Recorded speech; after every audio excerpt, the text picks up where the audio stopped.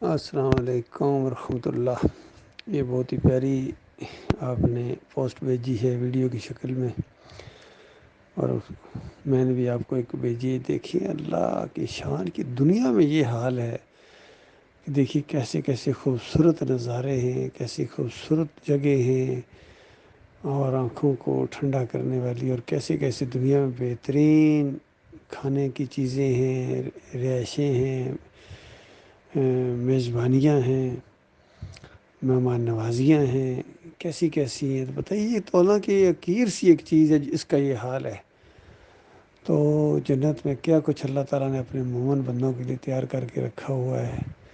اسی لیے سورہ الرحمن کے اندر مالک جب جنتوں کا بھی ذکر کرتا ہے تو یہ ساتھ ہی کہ جن و انسوں اپنے رب کی کون کون سی نعمتوں کا انکار کرو گے، یعنی اتنا کچھ ہوگا یہ مومنوں کے لیے۔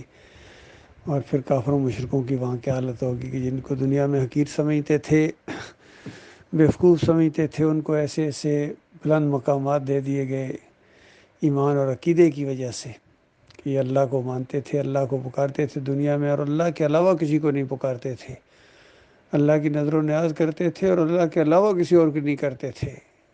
اللہ کے علاوہ ایسے جب کہا جائے تو عام طور پر لوگ کہتے ہیں ہاں بھائی ٹھیک ہے، لیکن جیسا کہا جائے علاوہ سے مراد جانتے ہو کیا ہے؟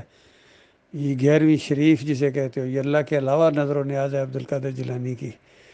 12 ربیع الاول کی یہ مٹھائیاں، یہ حلیم اور یہ کھانے تقسیم کرنا، 10 محرم کی سبیلیں، شربت، یہ بریانیاں، یہ غیر اللہ کی نظر و نیاز ہے۔ مومن نہیں کرتا ہے، کبھی بھی نہیں کرے گا۔ مومن تو اپنے مالک اور خالق کی رضا کے لیے کرے گا، اور تم دوسروں کے لیے کرتے رہو، اس کا انجام تمہیں ان قریب معلوم ہو جائے گا۔ پھر واسطے وسیلے، ان کو براہ راست اپنے مالک اور خالق کو پکارتے ہوئے شرم آتی ہے۔ ان کو یقین ہی نہیں آتا کہ ان کا مالک اور خالق سننے والا ہے، اور براہ راست سنتا ہے۔ یہ کہتے ہیں یا اللہ اپنے حبیب کے صدقے، پنجتن پاک کے صدقے، حسن حسین کے صدقے، ان کی وجہ سے ہمیں دے۔ اندازہ کتنی بڑی اللہ کی توہین ہے، کتنا بڑا شرک ہے، گالی ہے اللہ کو۔ تو اللہ کو اس طرح جو پکارتے ہیں وہ شرک کے اوپر قائم ہیں، ان کو ہمیشہ کی آگ میں رہنا پڑے گا۔ پھر جو اللہ کے بندوں کے رکوع اور سجدے ثابت کرتے ہیں، اندازہ لگے ان کے دماغوں کے اندر شرک ہے۔ اللہ کے بندوں، یہ انبیاء جتنے بھی آئے ہیں، پہلے نبی آدم علیہ السلام سے لے کر آخری نبی محمد صلی اللہ علیہ وآلہ وسلم تک، تمام انبیاء نے توحید کی دعوت دی ہے، شرک کا رد کیا ہے، ان پکاروں کا رد کیا ہے، نظر و نیازوں کا رد کیا ہے، واسطے وسیلوں کا رد کیا ہے، رکوع اور سجدوں کا رد کیا ہے۔ تو وہ خود کیسے یہ کام کر سکتے تھے؟ ہرگز انہوں نے یہ کام نہیں کیے ہیں۔ بہت بڑے ظالم ہیں جنہوں نے انبیاء کے اوپر اس طرح کے الزامات لگائے ہیں۔ اصل میں جب خود انسان مشرک بن جاتے ہیں یا ان کے اندر بدکاریاں آ جاتی ہیں تو انہوں نے اپنے انبیاء کے اوپر الزام لگایا کہ وہ بھی اسی طرح کے تھے۔ جس طرح کشف المحجوب کے اندر علی جویری نے سلمان علیہ السلام اور داؤد علیہ السلام کے اوپر اور محمد صلی اللہ علیہ وسلم کے اوپر بھی اس طرح کے الزامات لگائے ہیں صوفیوں نے کہ وہ بھی ایسے ہی تھے۔ یہی کام یہودیوں نے کیا تھا، عیسائیوں نے کیا تھا اپنی بائبل کے اندر، وہی انہوں نے اپنی کتابوں کے اندر کر دیا۔ تو یہ کوئی نئے نہیں ہیں انبیاء کے اوپر الزام لگانے والے، پہلے کافر بھی اسی طرح کرتے رہے ہیں، لہٰذا یہ اپنے انجام کو پہنچیں گے۔ جب اپنے انجام کو پہنچیں گے کفر و شرک کرنے والے، اس وقت مومنوں کو بتایا جائے گا دیکھو اگر تم مومن نہ ہوتے تو آج ان کافروں و مشرکوں کے ساتھ ہوتے۔ پھر مومن خوشی سے اچھلیں گے اور کہیں گے کہ اگر ہمارے مالک اور خالق کا ہمارے اوپر انعام نہ ہوتا، رحم نہ ہوتا، فضل نہ ہوتا، تو آج ہم بھی ان نمک حرام غداروں کے ساتھ جکڑے ہوئے آتے، ان مشرکوں کے ساتھ، ان مسلک پرستوں کے ساتھ، ان فرقہ پرستوں کے ساتھ، ان دنیا داروں کے ساتھ۔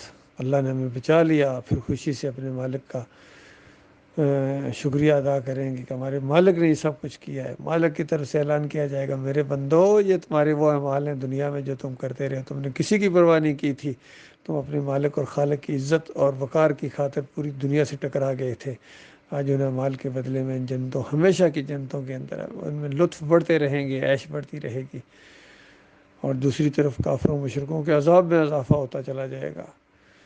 ان کو خون اور پیپ کی وادیوں کے اندر غوطے دیے جائیں گے، چاہے بڑے بڑے بادشاہ ہوں، بڑے بڑے پرائم منسٹر ہوں، صدر ہوں، جرنیل ہوں، چیف آف آرمی سٹاف ہوں، وڈیرے ہوں یا بڑے بڑے ساہوکار، بڑے بڑے دولت مند ہوں، بل گیٹ کی طرح یا قارون کی طرح، جو بھی ہوں، زرداری اور یہ دوسرے تو نواز شریف تو کوئی چیز نہیں، تو چھوٹے چھوٹے ہیں، ان سے بڑے بڑے لوگ یہاں دنیا میں گزرے ہیں اس سے پہلے. جس طرح قارون کا ذکر ہے کہ اس کی خزانوں کی چابیاں ایک بڑی جماعت اٹھاتی تھی، اندازہ لگائی. اور مالک فرماتا ہے قارون کو کیا معلوم نہیں تھا کہ اس سے پہلے اس سے زیادہ دولت مند گزرے تھے، میں نے ان کو پکڑا، ان کو مارا تھا.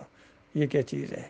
اس انداز سے یہ سب کچھ سامنے آنے والا ہے. اللہ کے بندو ایمان خالص کر دو. کتنے خوش قسمت ہوں گے جو جنتوں کے اندر اپنے بیوی بچوں سمیت اپنے پورے خاندان اور بہن بھائیوں اور دوستوں کے ساتھ وہاں جنتوں کے اندر رہیں گے ہمیشہ کے لیے. اور کتنے بدبخت ہوں گے جو اپنے بیوی بچوں کو جہنم کی آگ کے اندر ہمیشہ کی آگ کے اندر لے جائیں. کتنے بدبخت ہوں گے. اسی لیے مالک نے فرمایا لا یستوی اصحاب النار و اصحاب الجنہ اصحاب الجنت هم الفائزون. کہ اللہ کے بندوں غور کرو، جنت والے اور جہنم والے ایک جیسے نہیں ہیں، ایک جیسے نہیں ہیں. جنت والے ہی کامیاب ہیں. یہاں دنیا میں اس کی مثال دیکھیں، دنیاوی لحاظ سے بات کر رہا ہوں. ایک جیلوں کے اندر گل سڑ رہے ہیں، عذاب ان کو دیا جا رہا ہے، اذیتیں دی جا رہی ہیں وہ، اور جو دوسرے عیش کر رہے ہیں دنیا کے اندر بڑے بڑے ہوٹلوں میں، بڑے بڑے گیسٹ رومز میں، بڑے بڑے محلات میں عیش کر رہے ہیں. دونوں ایک ہی طرح کے ہیں. دنیا میں تو فوراً کہو نہیں ایک جیسے نہیں ہیں. تو جنت والے اور جہنم والے بھی ایک جیسے نہیں ہیں. آج جو دنیا میں اللہ کے لیے اپنے آپ کو خالص کر لے گا، اللہ کے راستے میں جہاد کرے گا، جہاد کبیر کرے گا، دعوت اللہ، بازاروں میں، گاڑیوں میں، ہر جگہ جہاں موقع ملے اللہ موقع دیتا ہے. اٹھو اللہ کے بندو، منہ کھولو کفر و شرک کے خلاف. دنیا کے اندر ہر طرف کفر و شرک پھیلا ہوا ہے، اس کے خلاف آواز اٹھاؤ اور اللہ کے اوپر بھروسہ رکھو. اللہ تمہارے اس اعمال کو ضائع نہیں کرے گا، وہ تمہارا ساتھ دے گا، وہ تمہیں اکیلا نہیں چھوڑے گا. اور اس کے بعد ایک مضبوط جماعت بنو، کفر و شرک کا ہر محاذ کے اوپر مقابلہ کرو، کیونکہ عنقریب کفر و شرک کا جنازہ اٹھنے والا ہے اور ہر طرف ایمان خالص ہوگا. پوری زمین پاک سرزمین ہوگی انشاءاللہ. یہ ہو کے رہنا ہے. یہ تو اللہ کا احسان ہے، مالک نے ہمیں اس راستے کے لیے چن لیا ہے.